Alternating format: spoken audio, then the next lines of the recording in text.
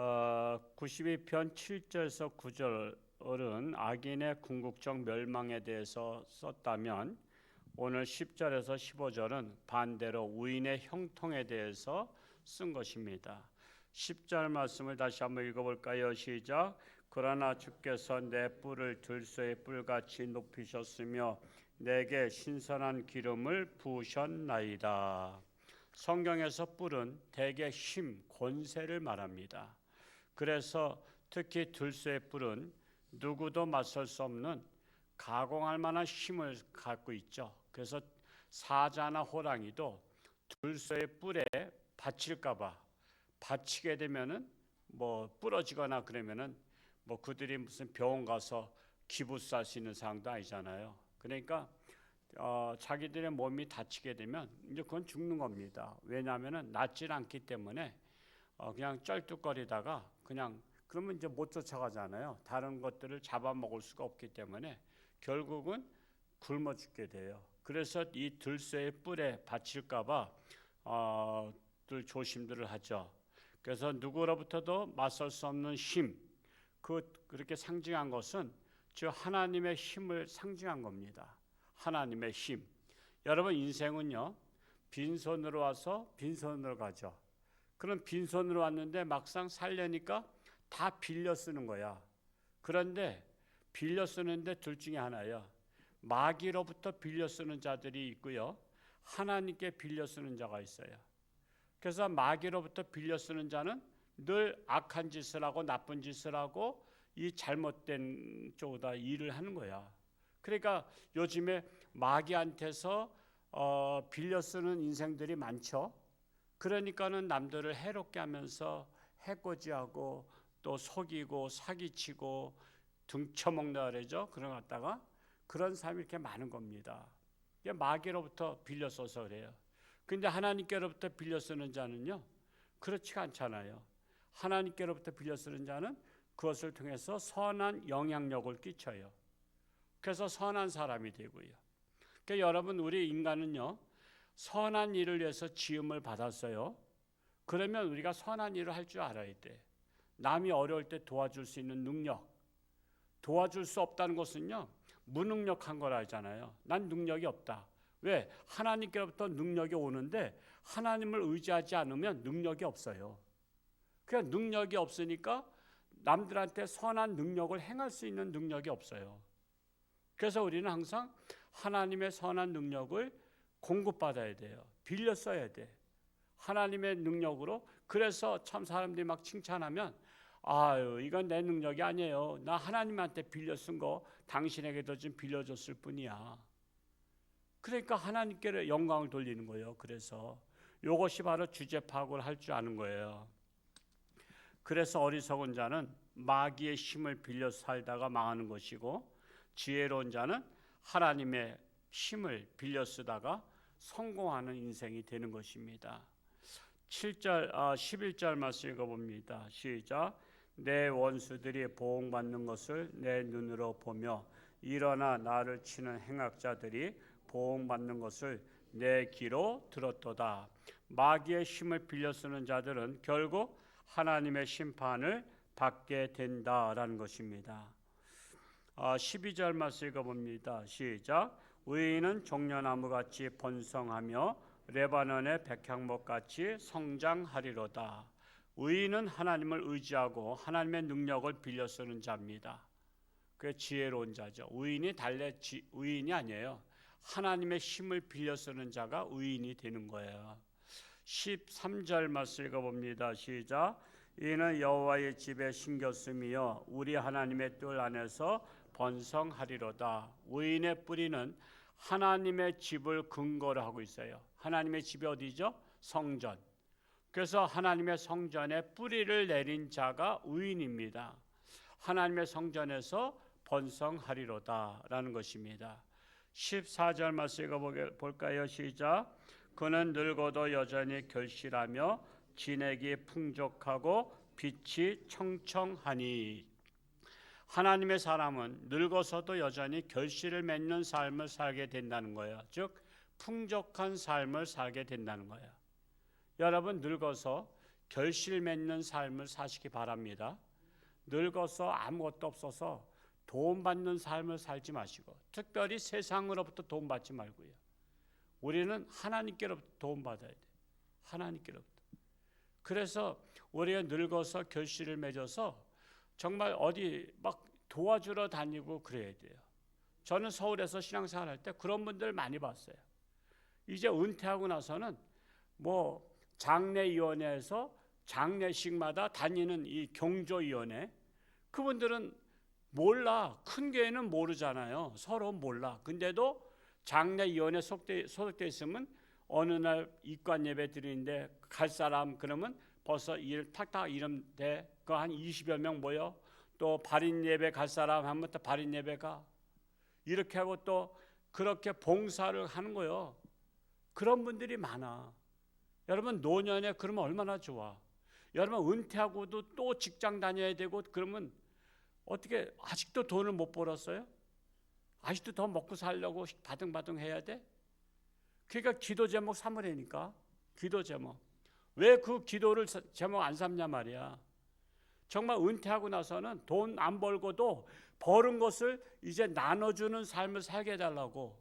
그런 기도는 왜 안 하냐 말이야. 맨날 아픈 거 기도할 줄 알면서 여러분 노년에 풍족한 삶을 살아갈 수 있도록, 그래서 나눠주는 삶을 살아갈 수 있도록.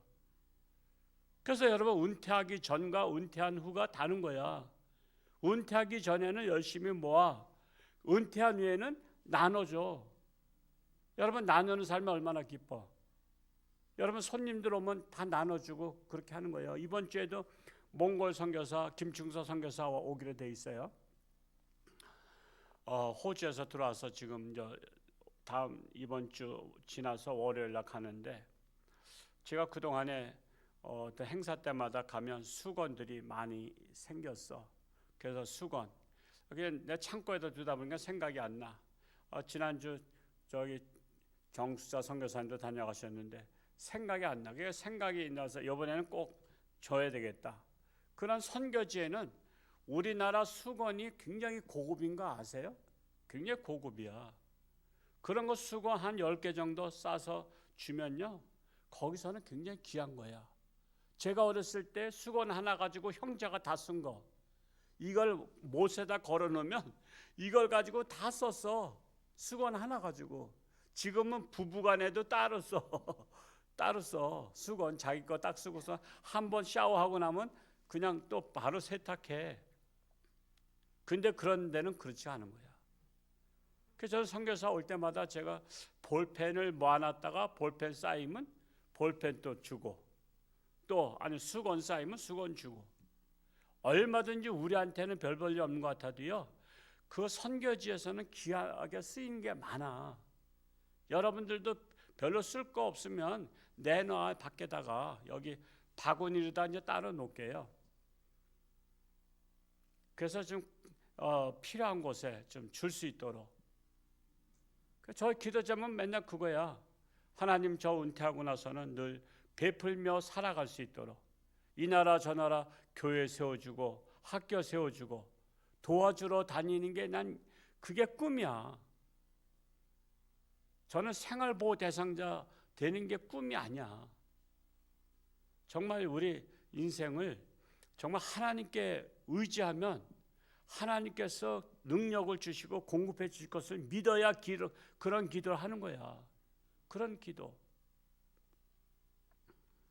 그래서 정말 늙어서 결실을 맺는 삶이 진정으로 정말 하나님께 축복받은 인생이 됩니다. 15절 읽어볼까요? 시작.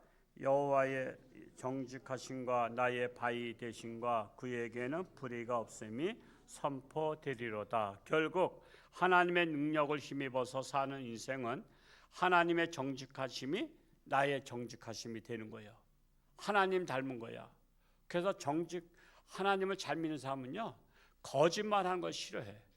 그래서 저는 약속을 안 지키는 걸 굉장히 싫어해요. 물론 약속을 못 지킬 수가 있어. 안 지키는 것과 못 지키는 거 다른 거 아시죠? 어떻게 상황이 못 지키게 됐어. 그러면 빨리 연락하거나 정중하게 사과해야 될 거 아니야. 사과해야 되는 거야. 근데 그런 것도 안 해. 배째란 식으로. 저는 그러면 다음부터 상대 안 해요. 우리는 하나님은 정직하신 하나님을 닮은 사람은 할 수 있으면 정직하게 살려고 노력을 해야 돼. 내가 손해보더라도. 하나님을 믿는다고 하면서도요, 그 남의 돈을 빌려서 안 갚는 사람들이 많아. 그러면서도 또 다른 건 또 다 해. 저도요, 몇십 년 동안 아직 못 받은 분들도 있어. 그냥 몇십 년 동안 가도. 근데 하나님을 또 잘 믿는데, 하나님의 은혜로 산대. 그러면 저는 이 가증스러운 거사 그래요, 속으로. 가증스럽잖아. 왜 남의 것은 안 갚으면서 뭐 하나님께 영광 그래. 아이고 참. 그래서 우리는 항상 모든 것의 상황이 어려울 수 있어. 그러면 사정을 얘기해서 조금만 더 기다려 달라든가, 내가 당신의 것을 잊지 않고 있다라든가, 그런 말을 할 줄 알아야 될 거 아니야. 그게 기본 에티켓이야. 그런 예의도 없으면 안 되는 거예요. 저도 지금 몇십 년 동안 돈 뜯긴 거 많아. 그렇지만 그 사람들이 다 하나님 믿는 사람이야. 난 맨날 어렸을 때 하나님 믿는 사람들하고만 교류했으니까. 근데 배짜는 식으로 안 갚어. 그러면서도 떵떵거리고 또 다른 건 다 잘 써. 놀러는 잘 가고. 그게 바로 하나님을 삐딱하게 믿는 신앙이야. 삐뚤어진 신앙이야. 그래서도 자기는 또 하나님 잘 믿는데. 그래서 우리는 하나님의 말씀으로 자기를 항상 봐야 돼요. 자기를 점검해야 돼.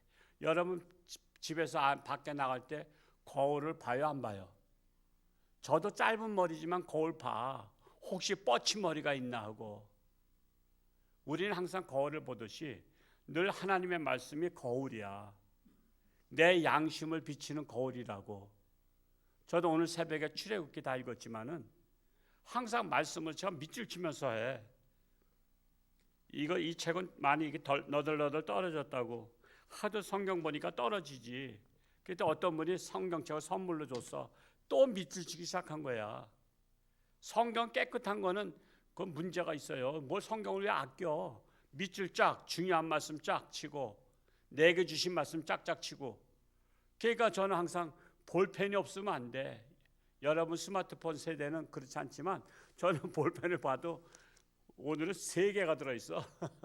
볼펜. 어떤 게 떨어질지 모르기 때문에 항상 여유를 갖고 다녀. 밑줄 치기 위해서, 또 메모하기 위해서. 또 어제는 밖에 나갔다 들어오면서 카페에 앉아있다가 책을 하나, 이런 사람 주변에 사람이 몰린다. 제목이 매력이 있어. 이런 사람 주변에 사람 몰린다는 것은 뭐야? 그 사람이 좋으면 친구가 많아진다는 얘기 아니에요. 이 책을 한번 내가 못 봤던 건데 한번 봐야 되겠다고 어쩐 얘기가 갖고 올라와서 오늘 새벽까지, 저는 많이 보진 못했어요. 한 번에 많이 못 봐. 63페이지까지 읽었어. 너무 귀한 책이야. 너무 귀한 책이야.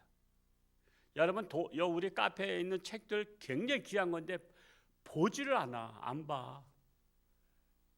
굉장히 보수해. 여기에서 고승덕 변호사도 예를 들은 거 나왔더라고. 그가 사법고시, 행정고시, 또 무슨 고시인가 3가지를 1년에 합격을 다 했더라고. 근데 공부를 어떻게 했냐면 그 사법고시, 행정고시 보는 건 딱딱한 것들이잖아. 그거를 하루에 500페이지 되는 책을 한 번씩 읽는데, 사법고시, 행정고시 이거 다 3가지 고시 보려면 50권의 책을 봐야 되는데 하루에 500페이지 거를 하루에 한 번씩 다 읽었대. 300일 동안 한 권당 7번씩 읽었대. 1년 동안에. 그러면 얼마나 읽은 거야? 하루에 이걸 책을 500페이지 걸 500페이지냐? 이건 500페이지도 안 돼. 이거는 또 뭐 280페이지밖에 안 돼. 이거에 한 2배 되는 책을 하루에 한 번씩 떼었대. 공부는 그렇게 하는 거야. 공부는 여러분의 자녀가 정말 성공하길 바라면 책을 보게 하라고. 책을. 어린이날 뭐 선물해 줄 거예요? 과자 사줄 거야? 빵 사줄 거야? 미운 자식 떡 하나 더 주고 사랑하는 자식 매 한 대 더 준단 말이 그게 속담이 명언이거든요. 맨날 그냥 과자 사주고 먹을 거 사주고 이제 그런 거 버려야 돼. 이쁜 성경책이나 그림책, 그림 성경책 이런 것들 사주라고. 이런 걸 보고 온 어린이는 또 상을 주고. 그러니까 우리 선생님들의 마인드도 좀 바뀌어야 돼. 바뀌어야 돼. 이거 한번 제가 밴드에다 올 테니까 사서 봐. 너무 귀한 책이야. 오늘 새벽에 출애굽기 읽고 요거 책 읽다가 내려왔지만은 야, 정말 성공하는 것은요. 생각이 달라야 돼. 생각이 달라야 돼. 뭔가 창조적이어야 되고 열심히 노력해야 돼. 노력해야 돼. 하여튼 우리는 정말 이 새벽에 오신 분은 그래도 희망이 있어요. 왜? 말씀 들으니까.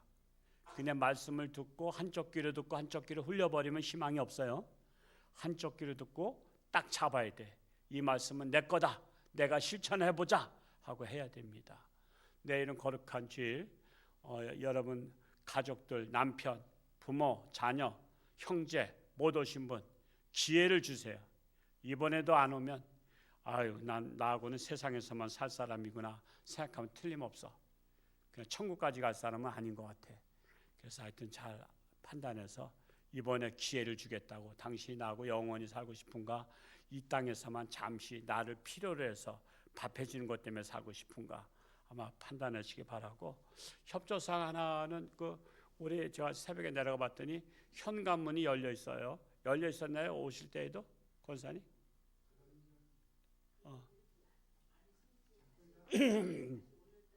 예, 그 현관이 항상 열려 있으면 들어오신 분이 발견하신 분이 닫으시기 바랍니다.